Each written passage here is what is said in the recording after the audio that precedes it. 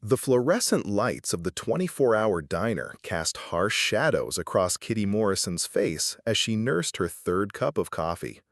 Outside, rain hammered the windows of the deserted truck stop somewhere along Interstate 40 in New Mexico. She'd been driving for 18 hours straight, trying to put as much distance as possible between herself and her past. The waitress behind the counter had stopped asking if she needed anything else around midnight. Kitty's fingers drummed against the ceramic mug, a nervous habit she'd developed during her last deployment. Most people saw a petite woman in her late 20s with auburn hair pulled back in a messy ponytail, wearing a faded denim jacket and jeans. They saw someone vulnerable, alone, easy prey. They never saw the calculating eyes that constantly swept the room, cataloging exits and potential threats. They never noticed how she positioned herself with her back to the wall, or how her right hand never strayed far from the concealed knife on her belt. What they definitely couldn't see were the scars hidden beneath her sleeves, or the classified missions burned into her memory like brands. Kitty Morrison had spent 5 years as a ghost, moving through war zones with surgical precision. But tonight, those skills she'd tried so hard to leave behind were about to become her salvation. Before we jump back in, tell us where you're tuning in from, and if this story touches you, make sure you're subscribed, because tomorrow I've saved something extra special for you. The trouble started when she stepped out into the parking lot at 2:47 a.m. The rain had softened to a steady drizzle, creating a shimmering film on the asphalt under the security lights. Kitty had parked her beat-up Honda Civic at the far edge of the lot, away from the main building, old habits from a life where visibility meant vulnerability. She was halfway to her car when she heard footsteps. 3 sets of boots moving with the synchronized cadence she recognized immediately. Military.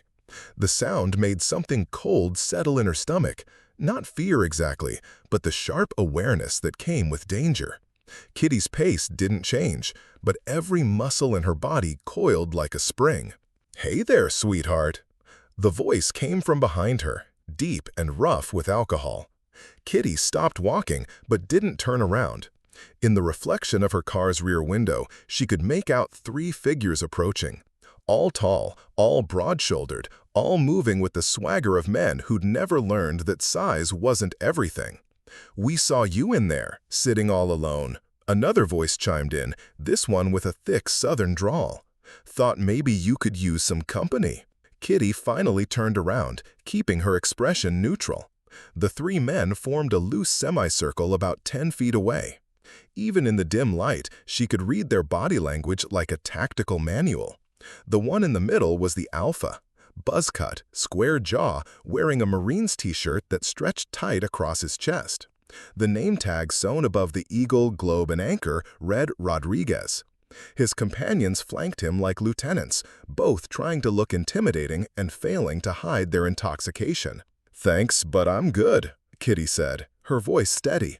She turned back toward her car. "Now hold on," Rodriguez called out, his tone shifting from friendly to demanding. "That's not very social of you. We're Marines, just got back from deployment. Don't you want to thank us for our service?"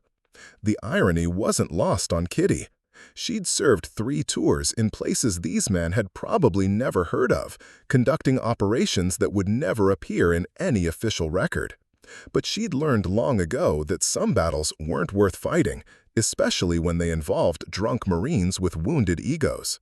"Thank you for your service," she said, over her shoulder, fishing her keys from her pocket. "Now, if you'll excuse me." "I don't think so." The words came from the man to Rodriguez's left, a lanky redhead with dead eyes and a spiderweb tattoo creeping up his neck.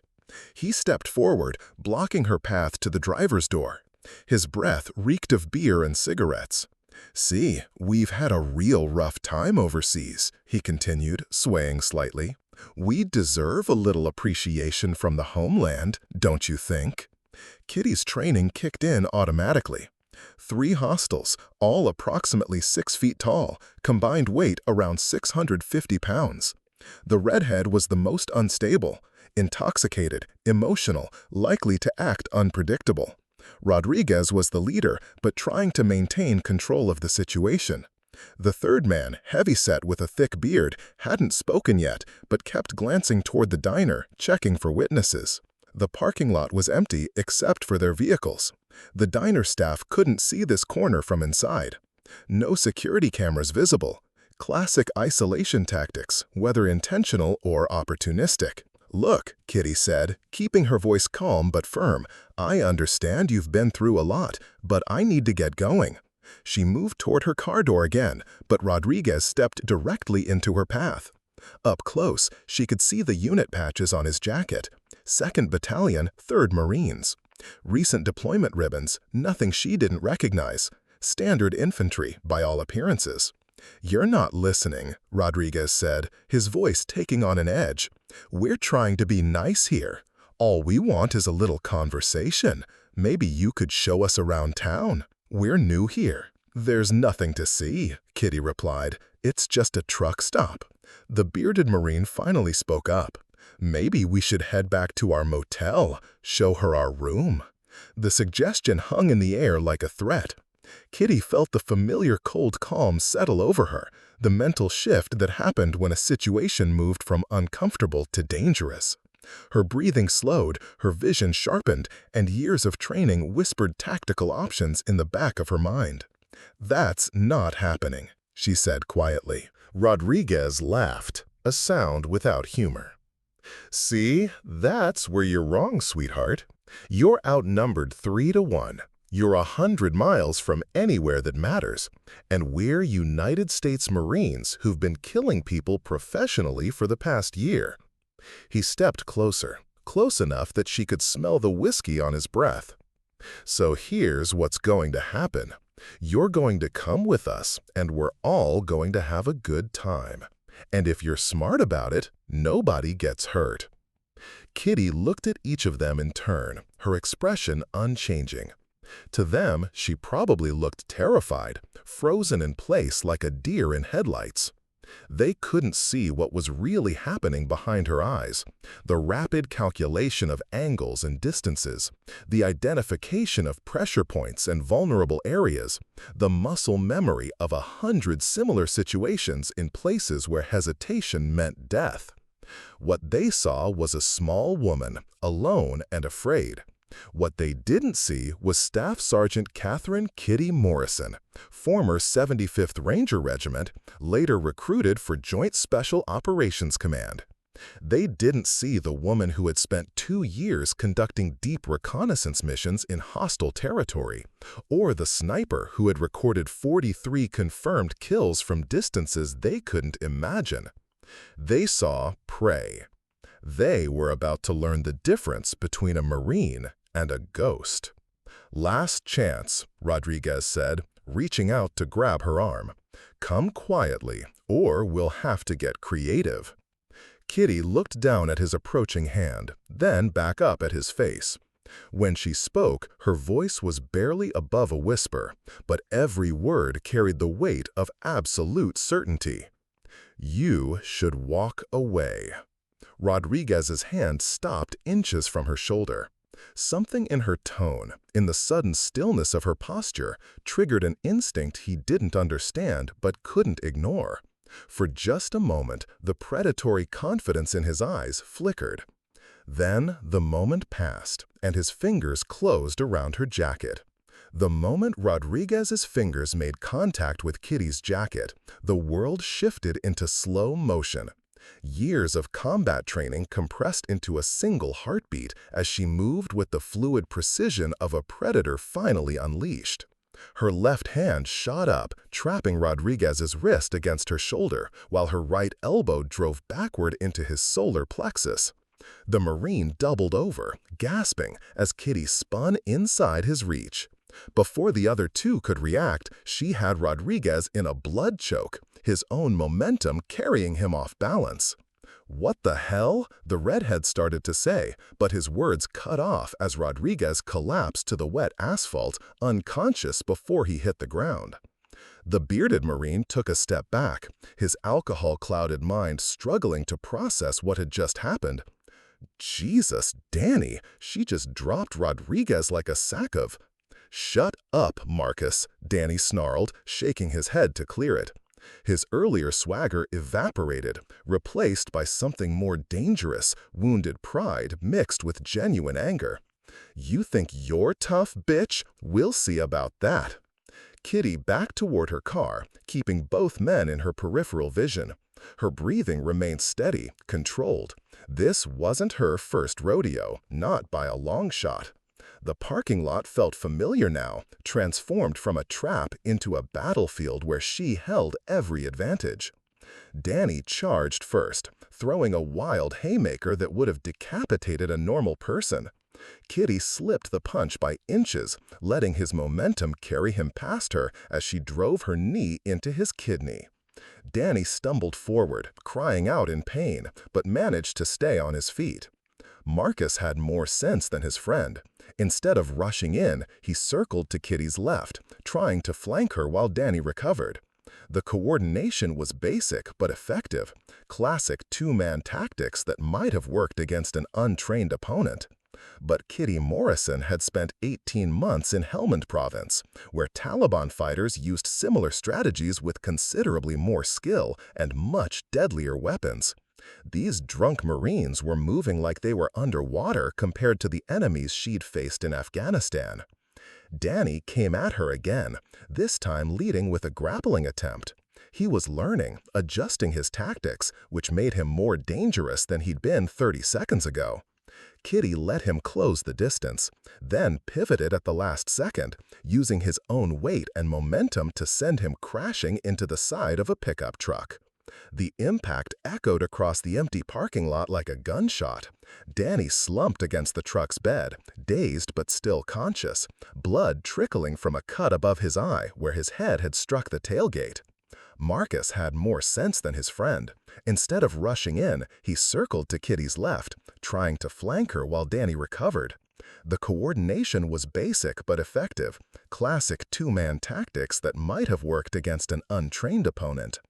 But Kitty Morrison had spent 18 months in Helmand Province, where Taliban fighters used similar strategies with considerably more skill and much deadlier weapons. These drunk Marines were moving like they were underwater compared to the enemies she'd faced in Afghanistan. Danny came at her again, this time leading with a grappling attempt. He was learning, adjusting his tactics, which made him more dangerous than he'd been 30 seconds ago. Kitty let him close the distance, then pivoted at the last second, using his own weight and momentum to send him crashing into the side of a pickup truck. The impact echoed across the empty parking lot like a gunshot. Danny slumped against the truck's bed, dazed but still conscious, blood trickling from a cut above his eye where his head had struck the tailgate. Marcus had used the distraction to close the gap. He grabbed Kitty from behind, wrapping his thick arms around her torso in a bear hug that lifted his feet off the ground. His technique was better than his friend's. He'd clearly had some training in close-quarters combat. "Gotcha now," he grunted in her ear, squeezing tighter. "Danny, get over here and help me with this crazy..." Preparing and narrating this story took us a lot of time. So if you are enjoying it, subscribe to our channel. It means a lot to us. Now, back to the story. Kitty's response was immediate and brutal. She drove the back of her head into Marcus's nose, feeling cartilage crunch against her skull. His grip loosened enough for her to hook her leg behind his and throw her weight forward, using his own leverage against him. They went down together, but Kitty controlled the fall, rolling as they hit the asphalt and coming up on top. Before Marcus could recover, she had him in an armbar, hyperextending his elbow until he screamed. "Stop! Stop! Stop!" Marcus gasped, his free hand slapping the wet pavement. "You're gonna break my arm!" "That's the idea," Kitty said calmly, applying just enough pressure to make her point. "Are we done here?" Danny had recovered enough to stand, though he swayed on his feet. Blood ran down his face from the cut on his forehead, and his left eye was already swelling shut. He looked at his friend trapped beneath a woman half his size, and something ugly twisted his features. "Let him go," Danny said, reaching into his jacket. When his hand came back out, it held a folding knife with a 4-inch blade. The steel gleamed under the parking lot lights as he flicked it open with practiced ease. Kitty's expression didn't change, but every muscle in her body coiled tighter. A knife changed everything. These men had just crossed the line from assault to attempted murder, and the rules of engagement shifted accordingly. "Put the knife down," she said, her voice carrying a new edge of authority. "Walk away, and this ends here." Danny's laugh was harsh and bitter. "You think you can give me orders? I've been killing people since before you learned to drive, lady. I've stuck this blade into more insurgents than you can count." He advanced slowly, the knife held low and ready. His movements were more controlled now, focused by anger and the adrenaline of genuine combat. This wasn't drunken fumbling anymore. Danny was treating her like a real threat, which made him exponentially more dangerous. Kitty released the armbar and rolled away from Marcus, coming up in a crouch near the rear of her Honda. Marcus clutched his elbow, whimpering, but she couldn't afford to focus on him. Danny was the immediate threat, and knives were weapons that demanded respect. "You know what I think?" Danny continued, circling to cut off her escape routes. "I think you got lucky with Rodriguez, caught him off guard. But luck runs out, sweetheart, and when it does, I'm gonna show you what happens to girls who don't know their place." Behind him, Marcus was struggling to his feet, still favoring his injured arm, but mobile. Rodriguez remained unconscious near the diner, his breathing steady but shallow. 2-on-1 with one of them armed. The tactical situation had deteriorated significantly. Kitty backed against her car, her hand sliding along the rear bumper toward the license plate. To Danny, it probably looked like she was trapped, cornered, and desperate. He couldn't see her fingers working at the small magnetic box hidden behind the plate, or know about the ceramic blade concealed inside, a souvenir from her last mission that she'd never quite been able to throw away. "Here's what's going to happen," Danny said, raising the knife to catch the light. "You're gonna apologize for hurting my friends. Then you're gonna make it up to us, real nice and slow. And if you're very, very good, maybe we won't carve you up too bad when we're finished." Marcus had recovered enough to join his friend, though he kept his distance, cradling his injured elbow. "Cut her, Danny. She messed up my arm real bad." Kitty's fingers found what they were looking for. The ceramic blade slid free of its hiding place, invisible in her palm, as sharp as the day it had saved her life in a Taliban compound outside Kandahar. Her breathing slowed, her vision narrowed, and for a moment she wasn't in a New Mexico parking lot anymore. She was back in the mountains of Afghanistan, surrounded by enemies who wanted her dead, relying on nothing but skill and will to survive another day. The familiar weight of violence settled around her like an old coat, comfortable and deadly. When she spoke, her voice was barely audible over the sound of rain on metal. "Last warning. Walk away." Danny's grin was feral. "Or what? You gonna hurt me with your fingernails?" He lunged forward, the knife aimed at her midsection in a practiced thrust that would have opened her from ribs to hip. It was a killing stroke, delivered with the intent to end the fight in a single motion. But Kitty Morrison was no longer there. She moved like smoke, like shadow, like death given form. The ceramic blade in her hand whispered through the air with surgical precision, and Danny's confident advance became a scream of agony that echoed across the empty truck stop. The real fight was just beginning. Danny's scream died in his throat as he stared down at his hand. The folding knife lay on the wet asphalt, his fingers no longer able to grip the handle. Blood seeped through the precise cut Kitty had made across his knuckles. Not deep enough to cause permanent damage, but devastating to his ability to hold a weapon. "My hand," he whispered, shock replacing rage. "You cut my hand." Kitty stood 3 feet away, the ceramic blade invisible against her dark clothing. Her stance was relaxed, almost casual, but her eyes held the cold calculation of a professional killer evaluating her next move. "Tendons are still intact," she said matter-of-factly. "You'll heal. Consider it a lesson in manners." Marcus took an involuntary step backward, finally understanding that they weren't dealing with a lucky civilian. The woman in front of them moved with a precision that spoke of extensive training, the kind that came from places where mistakes meant death. "What the hell are you?" Marcus breathed, his earlier bravado completely evaporated.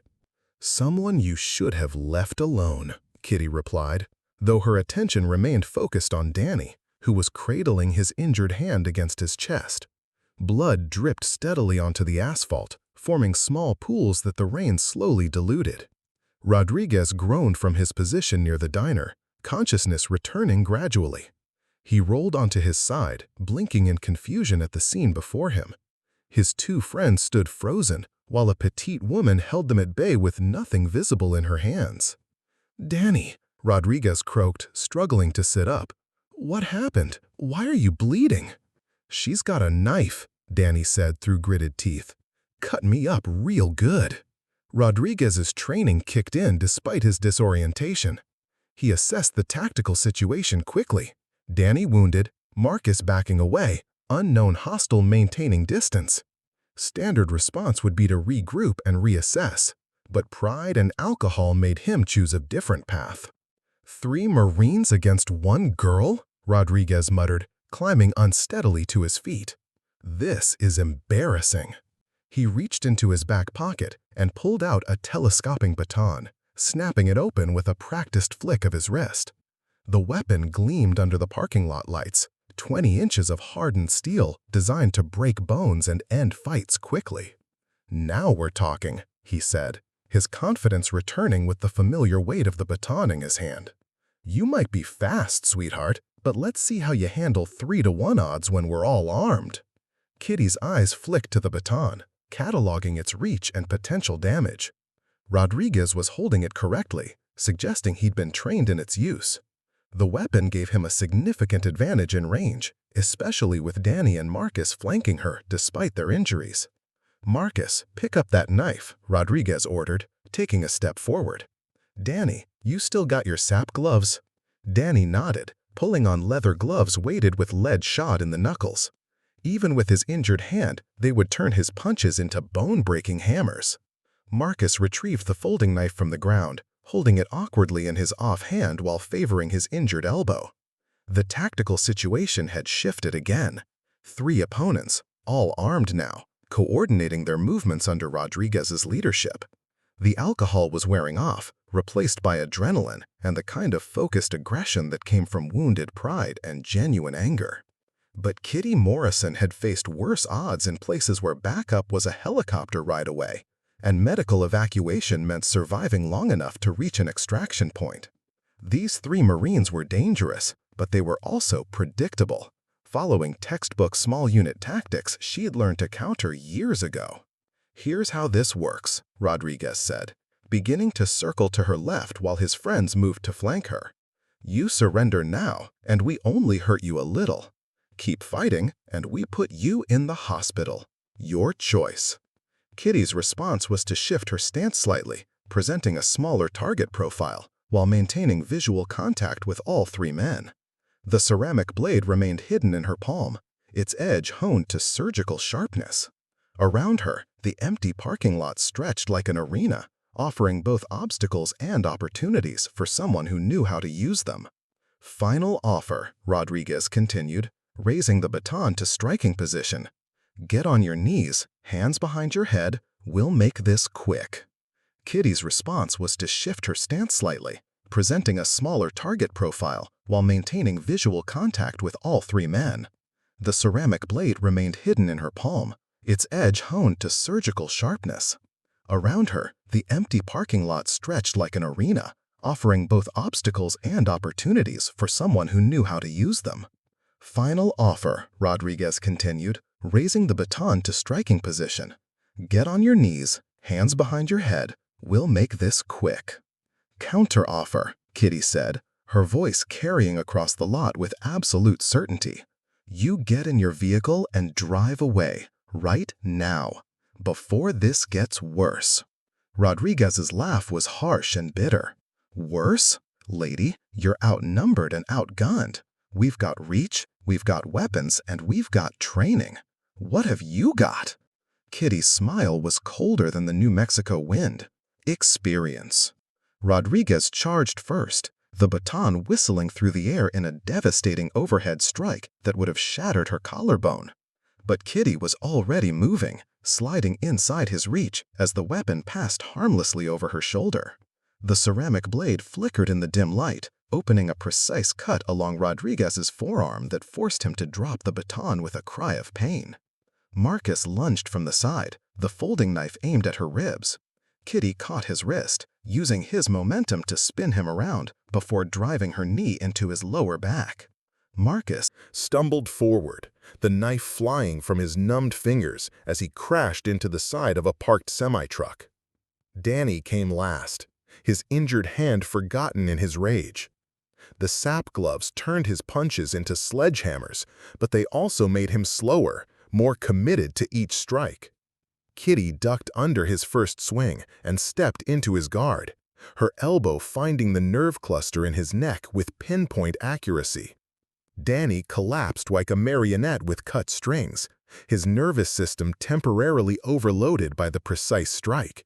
He hit the asphalt hard, his body convulsing as his brain struggled to re-establish motor control. In less than 30 seconds, all 3 Marines were down. Rodriguez knelt beside his discarded baton, blood streaming from his arm as he stared at Kitty in shock. Marcus groaned against the truck, his back spasming from the kidney shot. Danny lay motionless except for the slight rise of his chest.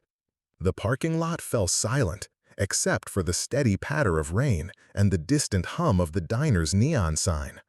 Kitty stood in the center of it all, unmarked and breathing normally, the ceramic blade still hidden in her palm.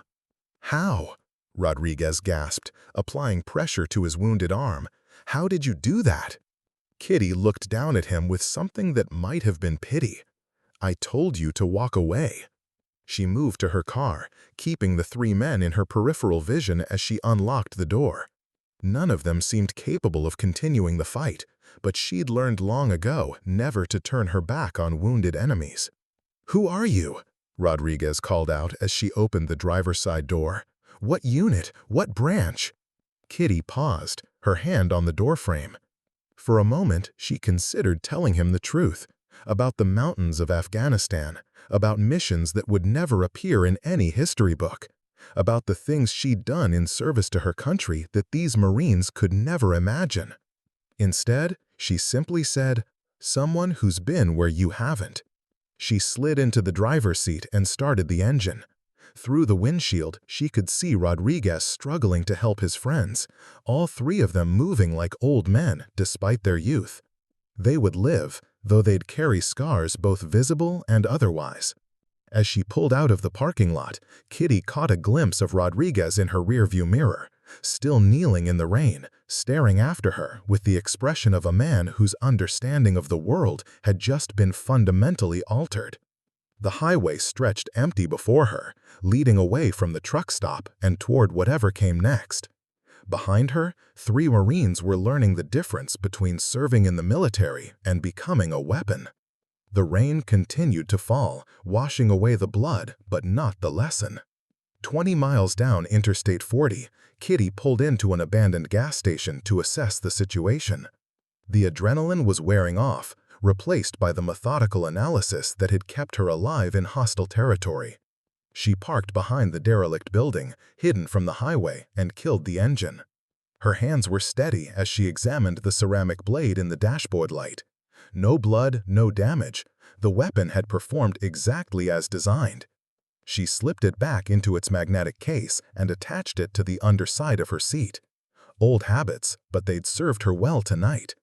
The disposable phone in her glove compartment showed 3 missed calls from a number she didn't recognize. Kitty stared at the screen, her mind racing through possibilities. Very few people had this number, and none of them should be calling at 3 in the morning unless something was seriously wrong. She was about to ignore it when the phone buzzed again. Same number. This time, she answered. "Yeah? Ghost 7, this is Control. We have a problem." The voice belonged to Colonel Marcus Webb, her former handler at JSOC. Hearing his call sign after 8 months of silence sent ice through her veins.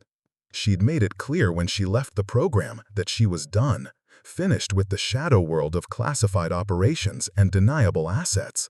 "I'm not Ghost 7 anymore," Kitty said quietly. "That person died in a helicopter crash in Syria, remember? The official records say so." "The records say a lot of things," Webb replied. "Right now, they're about to say something you won't like. We need to talk. I told you when I left, I'm out, permanently." "Nobody's ever permanently out, Catherine. You know that. And right now, your country needs you." Kitty closed her eyes, feeling the familiar weight of duty settling on her shoulders like a lead blanket. She'd heard those words before, in briefing rooms and forward operating bases, always followed by missions that pushed the boundaries of what civilized nations were supposed to do. "What's the situation?" she asked, hating herself for the question. "Not over the phone. There's a safe house in Albuquerque, same protocols we used in Kandahar. Be there by sunrise." The line went dead. Kitty stared at the phone for a long moment, then methodically removed the battery and SIM card. She'd burned through 6 phones in 8 months, staying ahead of anyone who might want to find Catherine Morrison, the woman who'd walked away from the most classified military unit in American history. But Colonel Webb had found her anyway. She started the engine and pulled back onto the highway, her mind already shifting into operational mode. Albuquerque was 90 minutes away, which gave her time to think through the implications. Webb wouldn't have broken protocol unless the situation was critical, the kind of critical that required assets who officially didn't exist. The safe house was a nondescript apartment complex in the suburbs, identical to a dozen others she'd used across 3 continents. Kitty parked 2 blocks away and approached on foot, her eyes scanning for surveillance, counter-surveillance, and the 1,000 small details that could mean the difference between a briefing and a trap. Colonel Webb was waiting in apartment 2B, looking exactly as she remembered, 50-something, gray hair cropped military short, the kind of man who could disappear into any crowd but commanded absolute attention in a briefing room. He stood as she entered, extending his hand. "Catherine, you look good. Civilian life agrees with you." Kitty ignored the offered handshake, taking a position near the window where she could watch the parking lot. "Cut the pleasantries, Colonel. What's so important that you burned a contact number and blew operational security?" Webb's expression grew serious.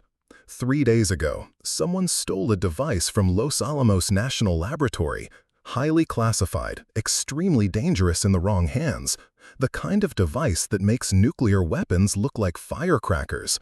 "And you think I took it?"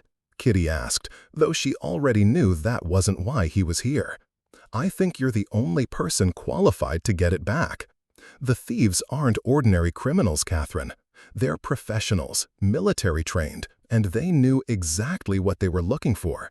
This was an inside job, planned by someone with intimate knowledge of our most sensitive programs."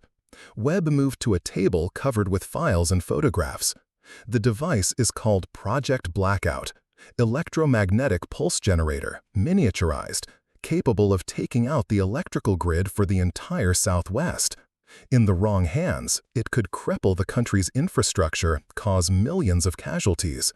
Kitty studied the photos without touching them. The faces were mostly unfamiliar, but one caught her attention.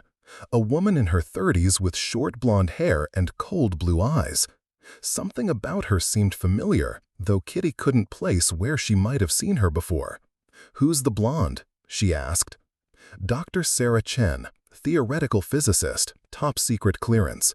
She disappeared the same night as the device. We think she's either a victim or a collaborator. And you want me to find her." "I want you to find the device," Dr. Chen corrected. "Dr. Chen is secondary.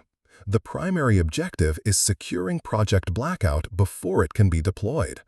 Kitty turned away from the table, her mind working through the tactical implications. A mission like this would require extensive planning, intelligence gathering, and probably a support team. It would mean diving back into the world she'd fought so hard to leave behind.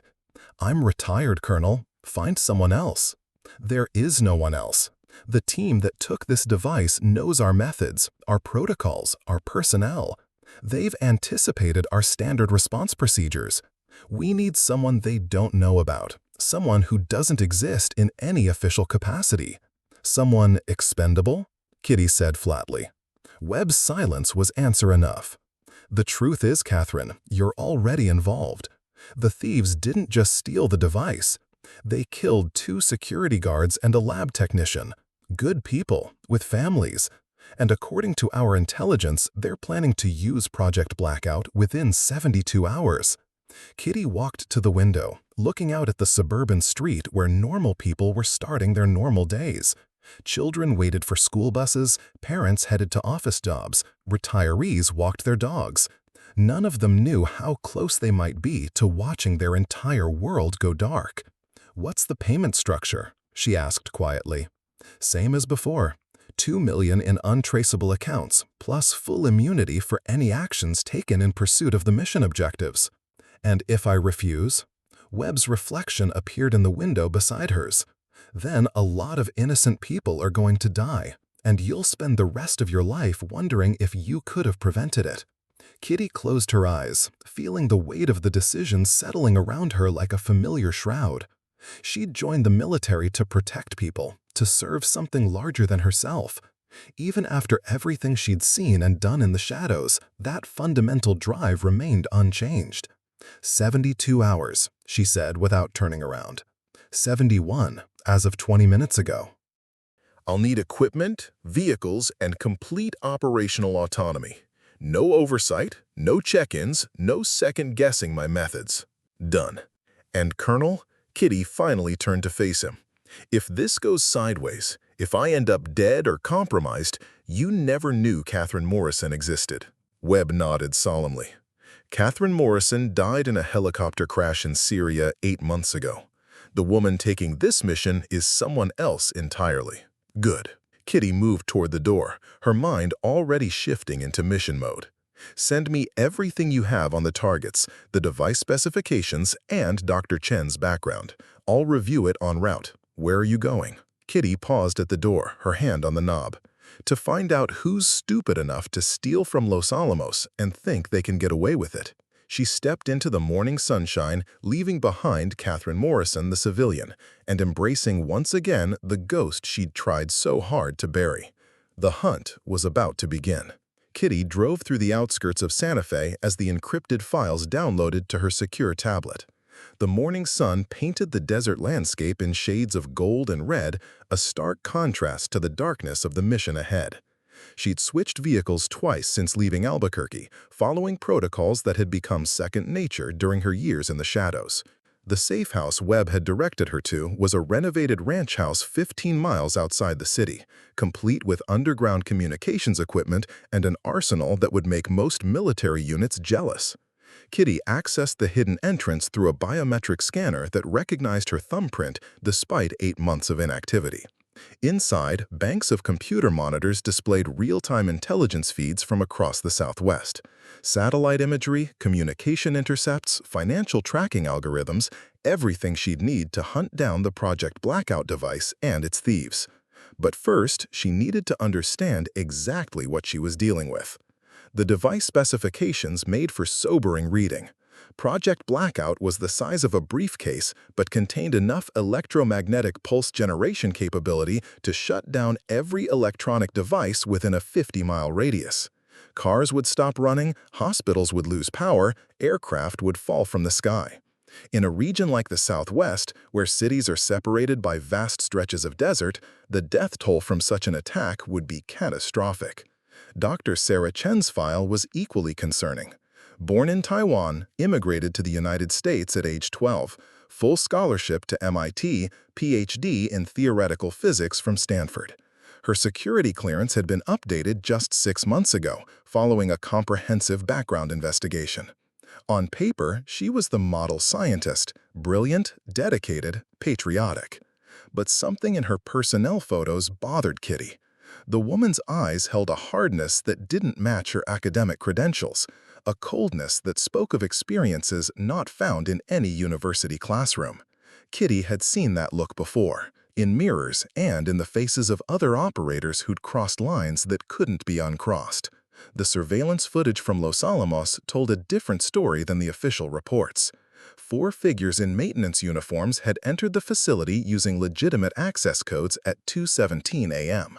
They'd moved with military precision through corridors they clearly knew well, avoiding security cameras with the skill of professionals. The guards they'd killed hadn't even had time to draw their weapons. Most interesting was the 30-second gap in the footage, a perfectly timed electronic blackout that concealed their entrance into the secure storage area where Project Blackout was housed. Someone had hacked the facility's security system from the inside, someone with administrative access and intimate knowledge of the laboratory's defenses. Kitty paused the video and enhanced the image of the lead figure.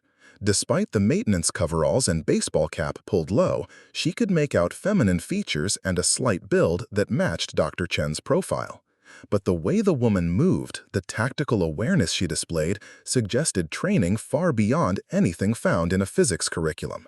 A secondary file caught her attention, financial records showing unusual activity in Dr. Chen's accounts. 3 large deposits over the past 6 months, each from different offshore banks, totaling over $2 million. The money had been carefully laundered through multiple jurisdictions, but Webb's people had managed to trace it back to its source. The payments originated from Crimson Solutions, a private military contractor that officially provides security services to corporate clients across Eastern Europe and Central Asia. Unofficially, they were mercenaries who sold their services to the highest bidder, regardless of nationality or ideology. Kitty pulled up Crimson Solutions' personnel files, cross-referencing them with known military databases. The company's roster read like a who's who of disgraced Special Forces operators. SEALs kicked out for war crimes, Rangers cashiered for illegal arms dealing, Delta Force operators who'd gone rogue. The kind of people who possess elite military training but lack the moral constraints that keep such skills from being used against innocent civilians. At the head of the organization was Viktor Kozlov, a former Spetsnaz colonel who defected from Russia following a failed coup attempt in 2019. His file contained a litany of black operations across 3 continents, each more brutal than the last. If Kozlov was involved, this wasn't just a theft. It was the opening move in something much larger. The secure phone buzzed with an incoming message from Webb. New intelligence had identified a Crimson Solutions safe house in Phoenix, along with confirmation that Dr. had been seen there as recently as yesterday. The device's location remained unknown, but it was a starting point. Kitty studied the satellite imagery of the Phoenix location, a sprawling compound in the desert surrounded by high walls and guard towers. Motion sensors, thermal imaging, redundant communication systems. The kind of security that suggested they were expecting trouble. She cross-referenced the compound's layout with architectural databases and found something interesting. The property had been purchased 18 months ago by a shell company that traced back to Crimson Solutions, but the modifications made to the buildings suggested a very specific purpose. Underground storage facilities, electromagnetic shielding, backup power systems capable of running for weeks without outside support. This wasn't just a safe house. It was a fortress designed to withstand the very type of electromagnetic pulse that Project Blackout was capable of generating. Kozlov wasn't planning to sell the device to the highest bidder. He was planning to use it himself. The implications hit Kitty like a physical blow. An electromagnetic pulse detonated in Phoenix would cripple the entire Southwest power grid, affecting over 20 million people. Hospitals, air traffic control, emergency services, everything would go dark simultaneously. But Kozlov's compound would remain operational, protected by its specialized shielding. In the chaos that followed, with law enforcement and military assets blinded and communications severed, Crimson Solutions could operate with impunity. They could move personnel and equipment without detection, access facilities that would normally be heavily guarded, accomplish objectives that would be impossible under normal circumstances. But what was the ultimate goal? Kitty scrolled through intelligence reports from the past year, looking for patterns, connections, anything that might explain why a Russian mercenary would want to shut down the American Southwest. The answer came from an unexpected source, a geological survey report that had been flagged by NSA algorithms for suspicious access patterns. Someone had been researching rare earth mineral deposits in the Mojave Desert, specifically locations of lithium and uranium reserves that were crucial to American defense manufacturing. With the power grid down and emergency services crippled, Kozlov could deploy mining equipment and extraction teams to these remote locations without interference. By the time the government restored power and communications, Crimson Solutions could have extracted millions of dollars worth of strategic materials and disappeared across the Mexican border. It was audacious, ruthless, and tactically brilliant. It was also exactly the kind of operation that required someone like Dr. Sarah Chen, not just for her security clearance and access to Project Blackout, but for her knowledge of the specific electromagnetic frequencies needed to target power grid infrastructure while leaving other systems intact. Kitty leaned back in her chair, impressed despite herself by the scope of the plan. Kozlov had identified a vulnerability in American infrastructure and developed a method to exploit it for massive financial gain. The fact that millions of civilians would suffer or die in the process was simply collateral damage in his calculations. But he'd made one critical error. He'd stolen from Los Alamos, which meant the United States government would deploy its most classified assets to stop him. Assets like the woman who no longer officially existed, who'd spent years perfecting the art of making problems disappear. Kitty began planning her approach to the Phoenix compound, her mind automatically calculating angles of attack, weapon requirements, and extraction routes. The tactical side of her brain was already engaged, running through scenarios and contingencies with the cold precision that had made her one of JSOC's most effective operators.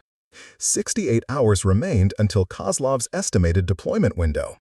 Time enough to infiltrate the compound, locate the device, and neutralize the threat.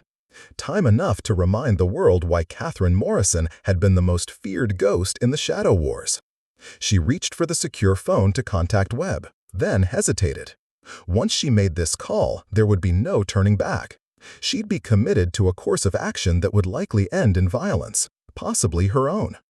But 20 million innocent people were counting on someone to stop what was coming, even if they'd never know it. Kitty dialed the number. The Phoenix compound materialized out of the desert like a fortress from another era.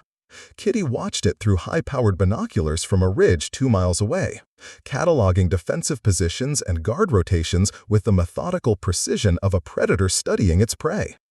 She'd been observing for 6 hours, since before dawn, noting every pattern in the mercenaries' behavior. The compound was even more formidable than the satellite imagery had suggested. 20-foot concrete walls topped with razor wire enclosed roughly 5 acres of desert scrubland. Guard towers at each corner housed sniper nests with interlocking fields of fire. Thermal imaging cameras swept the perimeter in overlapping arcs, while ground sensors created an invisible web around the entire facility. But Kitty had infiltrated worse places. The key was understanding that no fortress is truly impregnable. Every defensive system has vulnerabilities. Every pattern has gaps. You just have to be patient enough to find them and skilled enough to exploit them. The guard rotation changed every 4 hours, with a 5-minute window during shift change when coverage overlapped but communication was minimal. The thermal cameras had a blind spot where the main building's HVAC system created heat distortion. Most importantly, the compound's water supply came from an underground well accessed through a pump house outside the main perimeter. But Kitty had infiltrated worse places. The key was understanding that no fortress was truly impregnable. Every defensive system has vulnerabilities, every pattern has gaps. You just have to be patient enough to find them and skilled enough to exploit them. The guard rotation changed every 4 hours, with a 5-minute window during shift change when coverage overlapped but communication was minimal. The thermal cameras had a blind spot where the main building's HVAC system created heat distortion. Most importantly, the compound's water supply came from an underground well accessed through a pump house outside the main perimeter. Kitty had spent the morning studying the pump house through a spotting scope, timing the security patrol that checked it twice daily. The next patrol wouldn't arrive for 3 hours, giving her a narrow window to gain access to the compound's infrastructure. She made her way down the ridge as the sun reached its zenith, using the harsh shadows cast by rocky outcroppings to mask her approach. The desert was silent, except for the distant hum of air conditioning units working overtime against the Arizona heat. Even the lizards had sought shelter from the punishing sun. The pump house was a squat concrete structure surrounded by a chain-link fence that had seen better days. Kitty cut through the mesh with bolt cutters, then picked the lock on the access door with tools that had served her well from Kandahar to Caracas. Inside, the mechanical room contained exactly what she'd hoped to find: a maintenance tunnel that led directly under the compound's main building.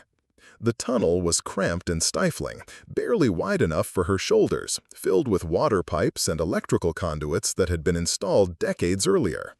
Kitty crawled through the suffocating darkness, following the blueprints she'd memorized, until she reached a junction box directly beneath what her intelligence indicated was Kozlov's command center. Through the thin concrete above, she could hear voices speaking in accented English. Russian, she thought, though the words were too muffled to make out clearly. Kitty placed a fiber-optic camera through a gap in the flooring, its lens no bigger than a pinhead, and activated the recording function on her tablet. The image that appeared on screen made her blood run cold. Viktor Kozlov stood before a wall-mounted display showing a three-dimensional map of the Southwest power grid. Red markers indicated critical substations and transmission lines, while blue markers showed what appeared to be mineral extraction sites scattered across Nevada and Arizona. But it was the device sitting on the central table that captured her attention. Project Blackout looked innocuous enough: a titanium briefcase connected to a tablet computer and what appeared to be a small satellite dish. The genius of its design lay in its simplicity. No complex launching mechanism, no elaborate targeting system. Just point, activate, and watch 20 million people lose electricity simultaneously. Dr. Sarah Chen stood beside the device, her fingers dancing across the tablet's interface with the confidence of someone who understood every circuit and calculation involved. She'd traded her lab coat for tactical gear, but her focus remained scientific as she fine-tuned the electromagnetic pulse parameters. "The frequency modulation is complete," Chen said, her voice carrying clearly through Kitty's audio pickup. "We can target specific infrastructure while leaving military communications intact. The pulse will cascade through the civilian grid but won't affect hardened government systems." Kozlov nodded approvingly. "Excellent. How long before we can deploy?" 6 hours for final calibration. The device needs to reach optimal temperature before activation, and we want to ensure maximum electromagnetic propagation. "And our extraction timeline?" 18 hours from pulse detonation to border crossing," replied a third voice, heavily accented and speaking with military precision. "Mining teams are already positioned at the primary sites. We'll have the lithium and uranium samples loaded before federal response teams can organize." Kitty counted 6 figures in the room, all armed with military-grade weapons and moving with the coordinated efficiency of a special operations unit. She recognized the tactical equipment: Russian manufacture, state-of-the-art, the kind of gear that money alone couldn't buy. Kozlov had connections that ran deeper than simple mercenary work. The conversation continued, revealing details that painted an even more disturbing picture. This wasn't just about rare earth minerals. The electromagnetic pulse would create a communications blackout that would prevent federal agencies from coordinating their response to multiple simultaneous crises. While emergency services struggled to restore power, Crimson Solutions would conduct operations at military installations across the region, stealing classified technology and strategic materials. It was economic warfare disguised as simple theft, designed to cripple American infrastructure while enriching foreign adversaries. The kind of operation that required years of planning and resources that only a nation-state could provide. Kitty was about to withdraw when movement on the tablet screen caught her attention. A new figure had entered the command center, tall, blonde, wearing the uniform of a U.S. Army colonel. Kitty enhanced the image and felt her world shift beneath her. Colonel Marcus Webb.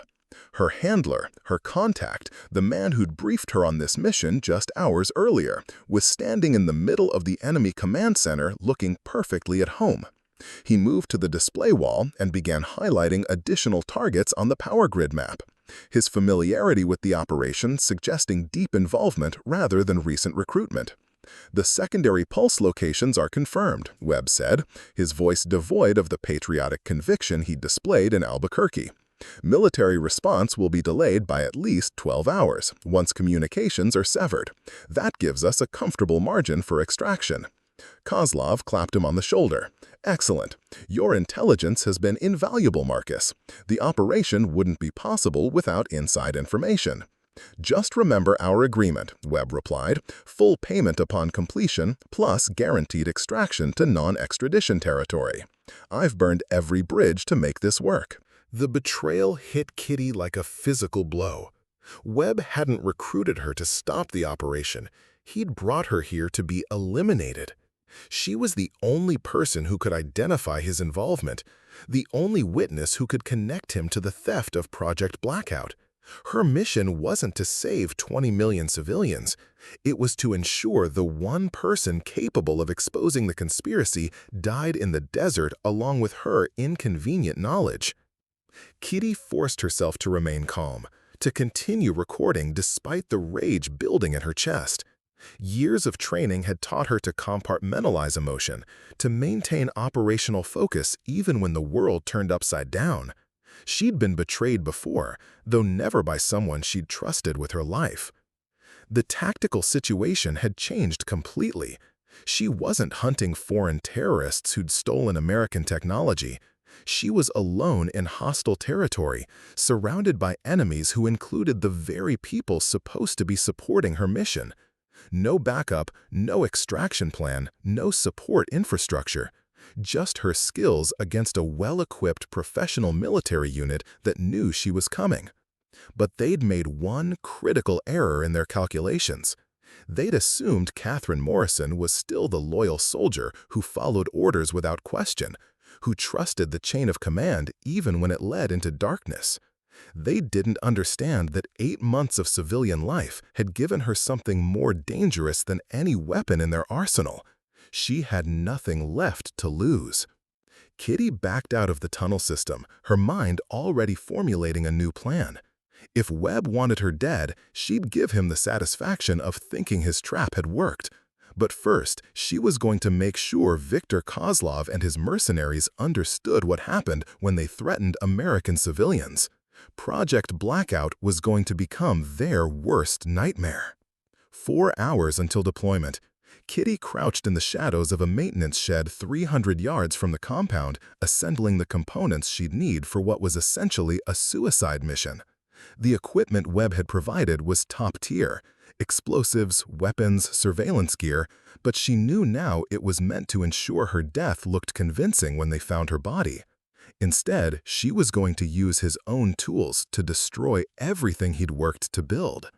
The thermite charges went into her tactical vest first, each one precisely positioned for maximum structural damage to the compound's main building.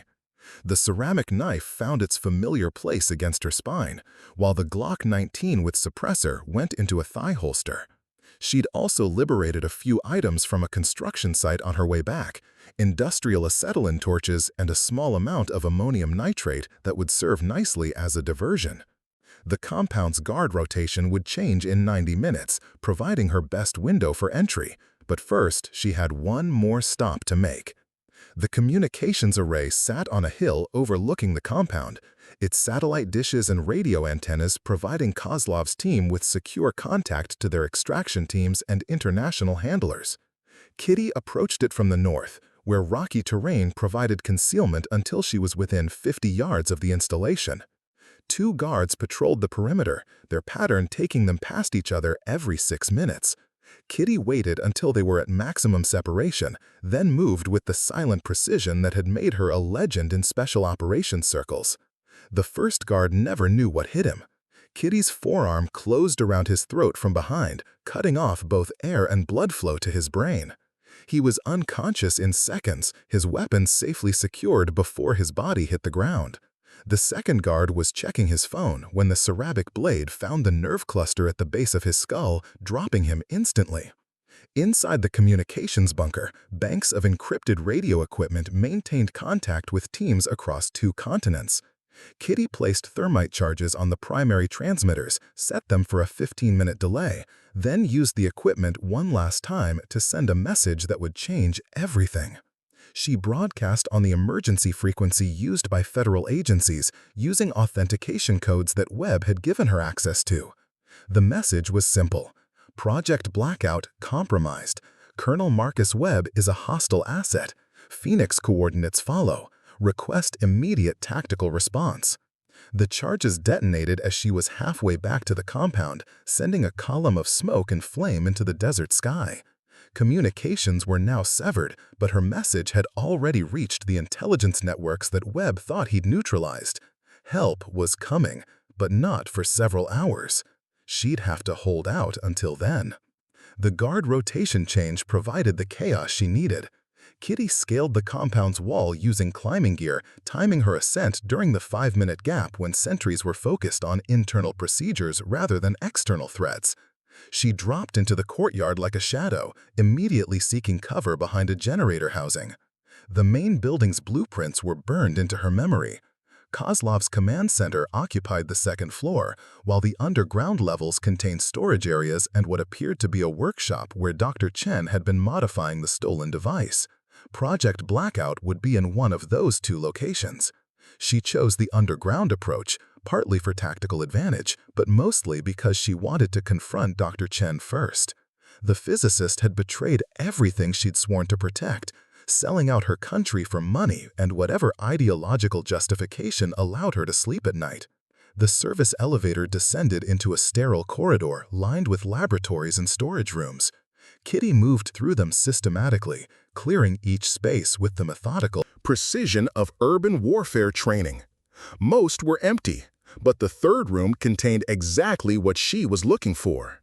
Dr. Chen sat alone at a workbench, making final adjustments to Project Blackout's targeting system. The device lay open beside her, its electronic components exposed like the organs of some technological creature. She was so focused on her work that she didn't notice Kitty's approach until the barrel of the Glock pressed against the base of her skull. "Step away from the device," Kitty said quietly. Chen's hands froze over the keyboard. "You're supposed to be dead. Webb's plan didn't work out the way he hoped. Now move." Chen complied, raising her hands as she turned to face her captor. Up close, Kitty could see the intelligence and calculation that had made her one of the country's most valuable physicists. But there was something else there too, a coldness that spoke of choices that couldn't be undone. "You have no idea what you're interfering with," Chen said. "This operation is bigger than one device, bigger than one country. You can't stop what's coming." "Watch me," Kitty replied, keeping the weapon trained on Chen while examining the device. The interface was surprisingly intuitive, with a large red button that presumably initiated the electromagnetic pulse sequence. She could destroy it here, but that wouldn't account for backup devices or contingency plans. "Where are the other units?" Kitty asked. "What other units?" The ceramic knife appeared in Kitty's left hand, its edge resting against Chen's throat. "Don't insult my intelligence. An operation this sophisticated doesn't rely on a single point of failure. Where are the backup devices?" Chen's composure cracked slightly. "There's only one prototype. This device took 3 years to develop. We couldn't risk building multiple units." Kitty studied the woman's face, reading micro-expressions that revealed truth from deception. Chen was lying about something, but not about the device count. There was only one Project Blackout. which meant destroying it would end the immediate threat. How do I disable it? You can't. Even if you destroy the hardware, I have the complete specifications memorized.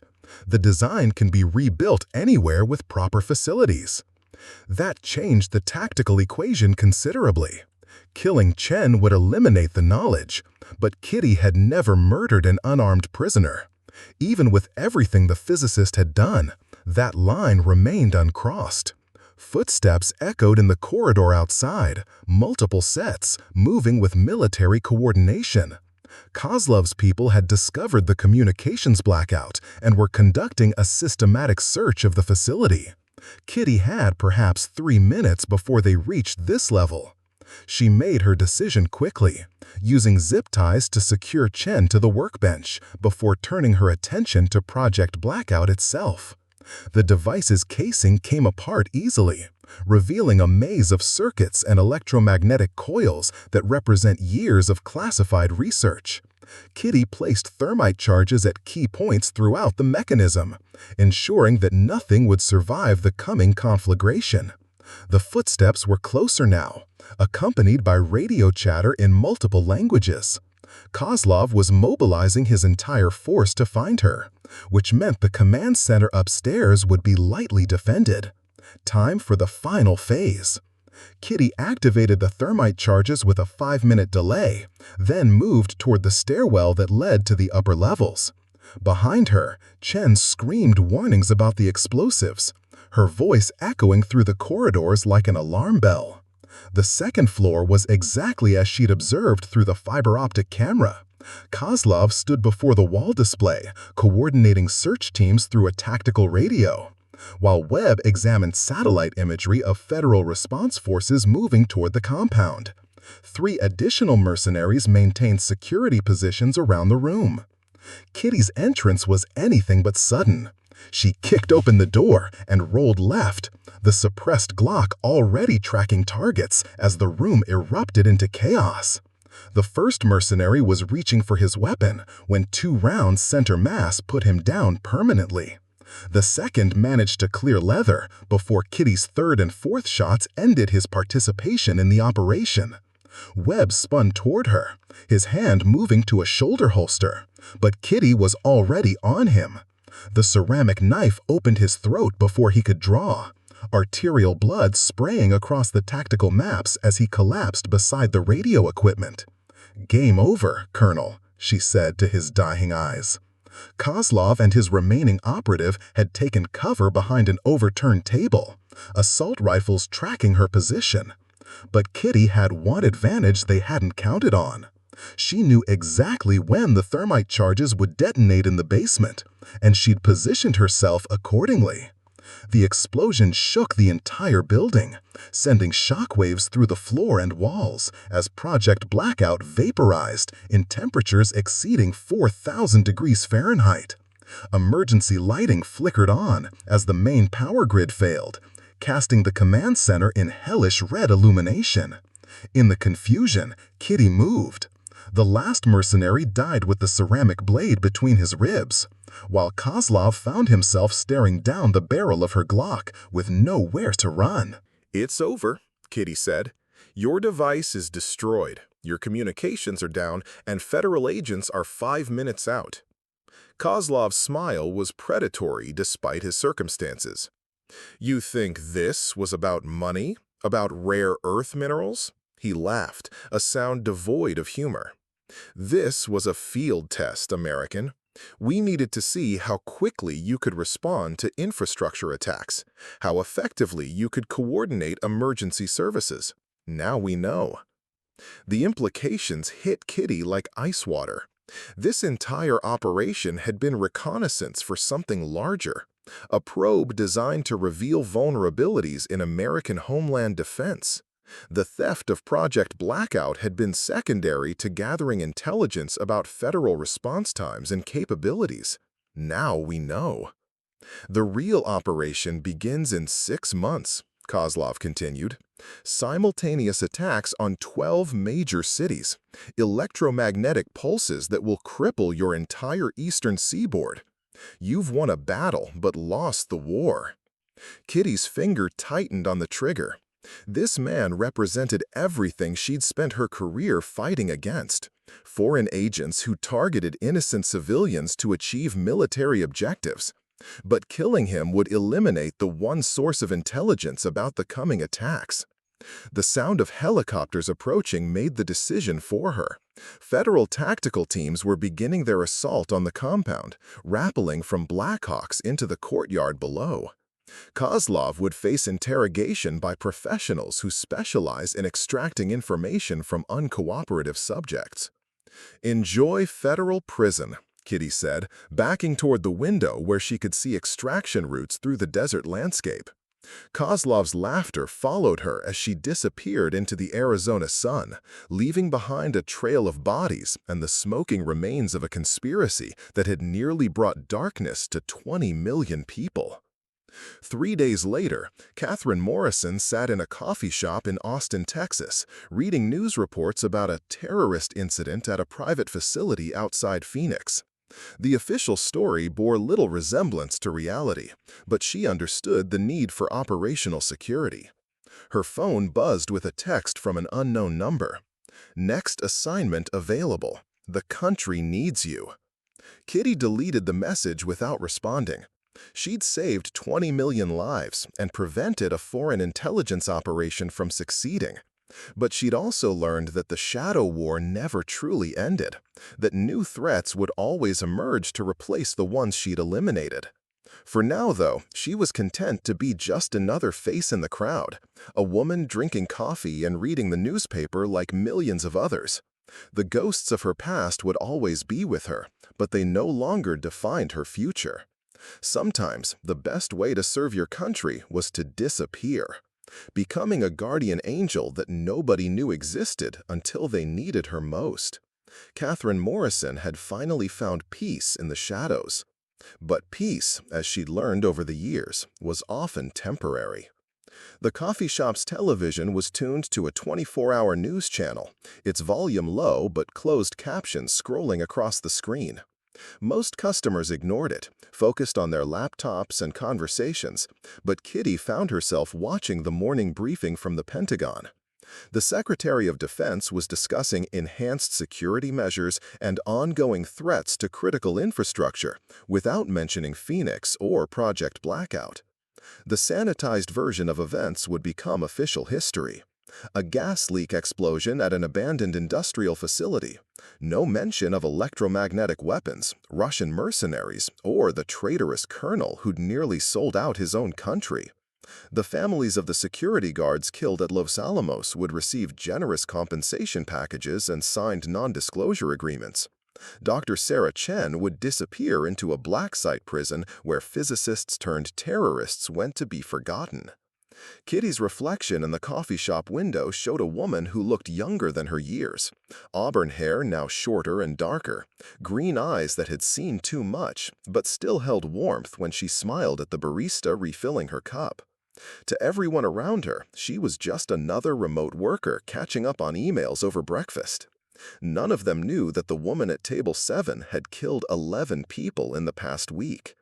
Her secure phone, a different model than the one Webb had provided, buzzed with an encrypted message from a contact she hadn't heard from in over a year. General Patricia Hawkins, former Joint Chiefs member, now running a classified counterintelligence unit that officially didn't exist. Phoenix investigation ongoing. Your methods were unconventional but effective. We need to discuss Kozlov's intelligence about future operations. Same protocols as Sarajevo. Kitty deleted the message and finished her coffee. Sarajevo had been 3 years ago, a wet work operation that had prevented an ethnic cleansing campaign in the Balkans.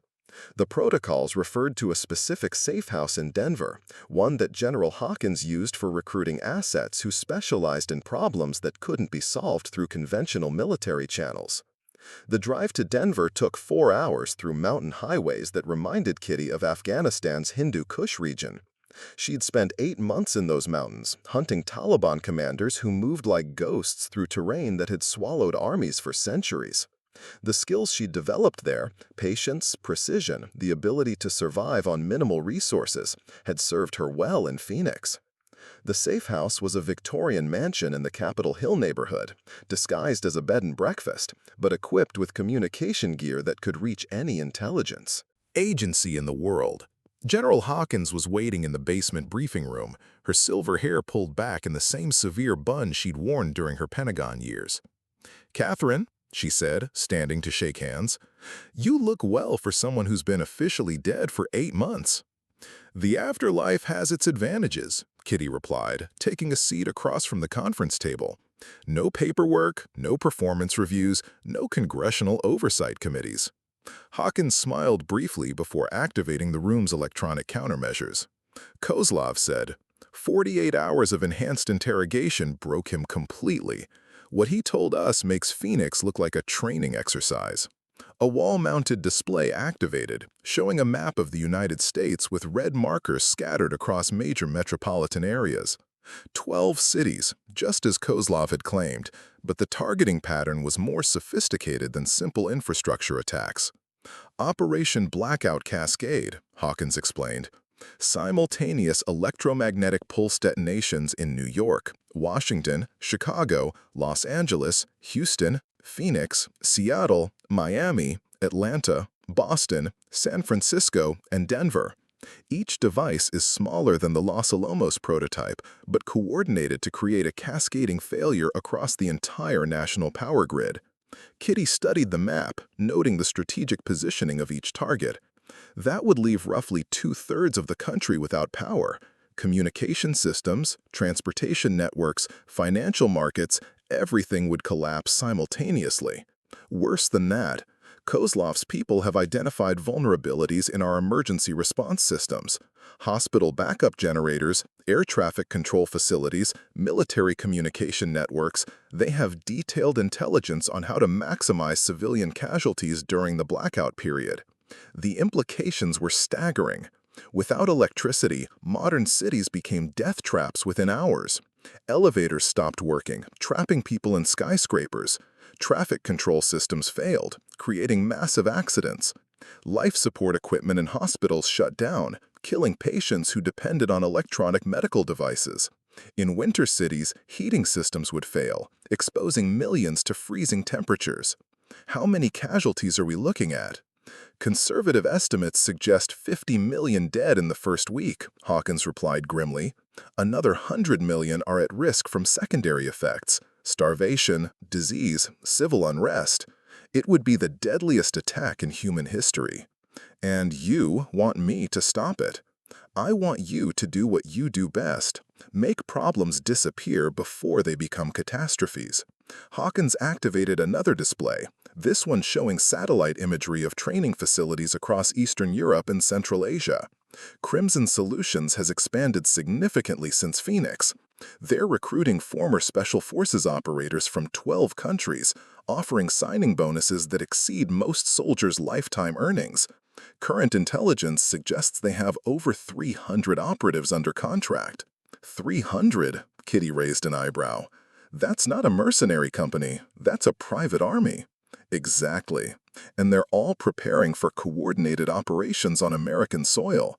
The electromagnetic pulse attacks are just the opening move. While our infrastructure is crippled, Kozlov plans to deploy teams to strategic locations across the country, military bases, government facilities, critical manufacturing plants. They'll have free rein to steal classified technology, eliminate key personnel, and destroy anything they can't carry away. Kitty leaned back in her chair, processing the scope of the threat.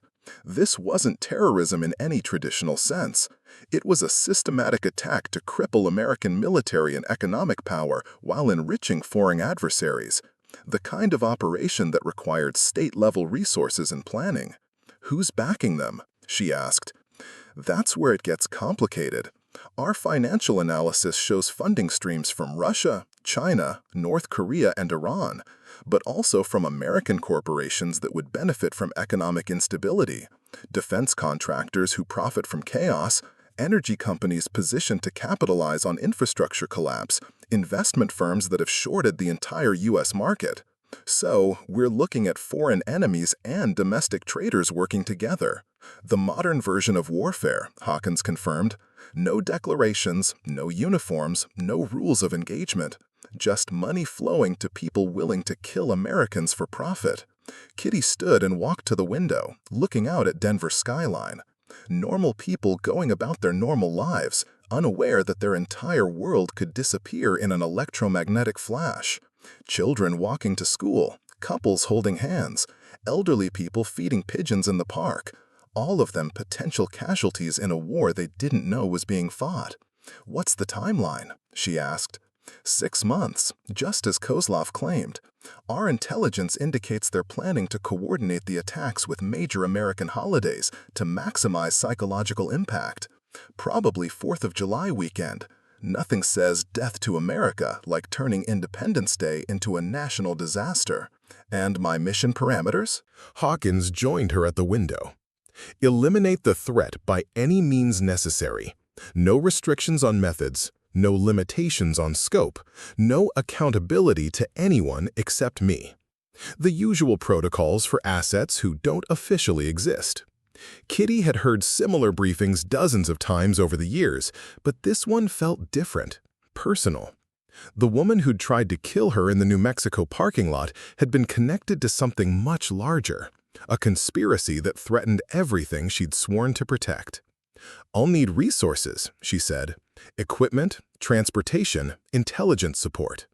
Unlimited budget, access to any technology you require, and a support team of specialists who understand operational security. Consider this a blank check written by the president himself." Does the president know about this? The president knows that certain problems require certain solutions. He also knows that sometimes the best way to protect democracy is to operate outside its legal framework. Kitty nodded, understanding the implications. She would be completely off the books, a ghost hunting ghosts with no official oversight or protection. If she succeeded, no one would ever know. If she failed, no one would claim responsibility for her actions. "One more thing," Hawkins said, handing her a thick manila envelope. "These are the latest intelligence files on Crimson Solutions' key personnel. Study them carefully. Several of these people are former American Special Forces who went rogue after being discharged for war crimes." Kitty opened the envelope and immediately recognized several faces from her time in Afghanistan and Iraq. Delta Force operators who'd been kicked out for torturing prisoners, Navy SEALs cashiered for selling weapons to insurgents, Army Rangers who'd gone mercenary after being court-martialed for civilian casualties. "They know our tactics because they helped develop them," she observed. "Which is why we need someone who helped develop the tactics they don't know about." Kitty closed the envelope and looked directly at General Hawkins. "When do I start?" "You started the moment you walked into this room. Your flight to Vienna leaves in 3 hours. We've traced the first electromagnetic device to a facility outside Salzburg. Consider it a reconnaissance mission to assess their operational capabilities. And if I find the device, destroy it, along with anyone who knows how to build another one." Kitty stood to leave, then paused at the door. "General, what happens if we stop this operation but don't eliminate the people behind it? They'll just try again with different methods." Hawkins' smile was cold as winter morning. "Then you'll hunt them down and make sure they never get that chance. This isn't just about stopping one attack, Catherine. It's about sending a message to anyone who thinks Americans make easy targets." "What kind of message?" "The kind written in blood and delivered with extreme prejudice." As Kitty left the safe house and headed for the airport, she felt the familiar weight of purpose settling on her shoulders. 6 months to prevent the deadliest attack in human history. 300 trained killers standing in her way. An entire network of foreign enemies and domestic traitors to eliminate. It was exactly the kind of impossible mission that Catherine Morrison had been created to handle. The hunt was about to begin again. Up next, you've got 2 more standout stories right on your screen. If this one hits the mark, you won't want to pass these up. Just click and check them out. And don't forget to subscribe and turn on the notification bell so you don't miss any upload from us.